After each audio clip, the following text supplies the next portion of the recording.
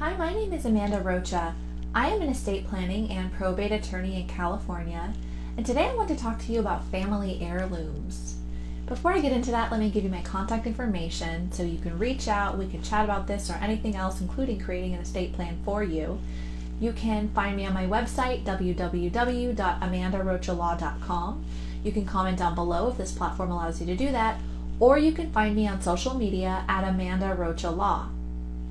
The reason we're talking about heirlooms today is because I was recently reminded that someone I know had a very unique heirloom that, long story short, was not passed on the way it was supposed to be, and it was a very sad situation.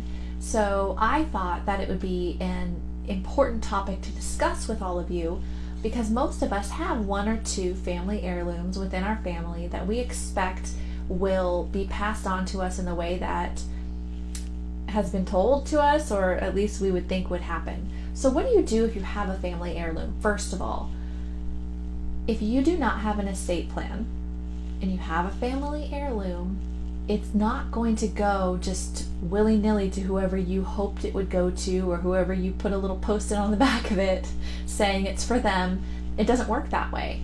When you pass away without an estate plan, your estate is divided based on what the state intestacy laws say. And in California, if you are married and you have community property, it's going to go directly to your spouse. A family heirloom generally is not community property because it was passed along from someone to you as an inheritance.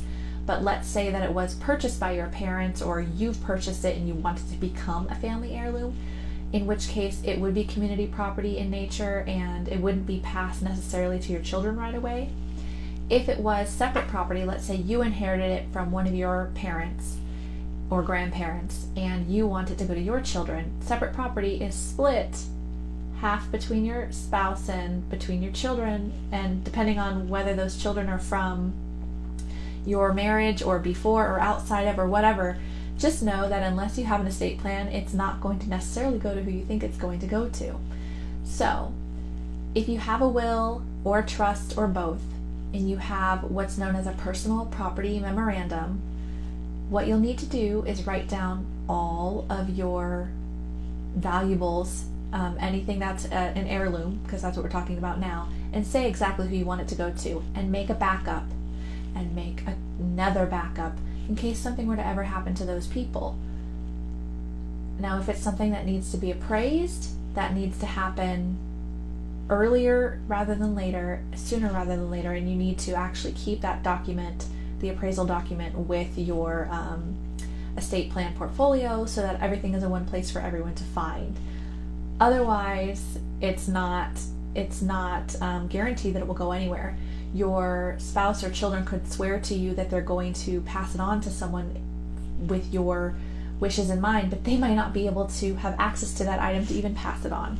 So unless it's something very tiny that nobody else cares about, if you care enough to have this heirloom passed on, you should care enough to have an estate plan so that you can make sure that that and everything else you have passes in the way that you intend for it to pass.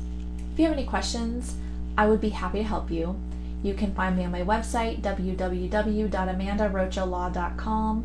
On my website, you can either send me a message and I will respond to you, or you can book an appointment, a consultation, directly on my calendar, and I will call you at the time of your choosing. You can comment down below if this platform allows you to do that, or you can follow me on social media at Amanda Rocha Law and send me a direct message that way. Thank you.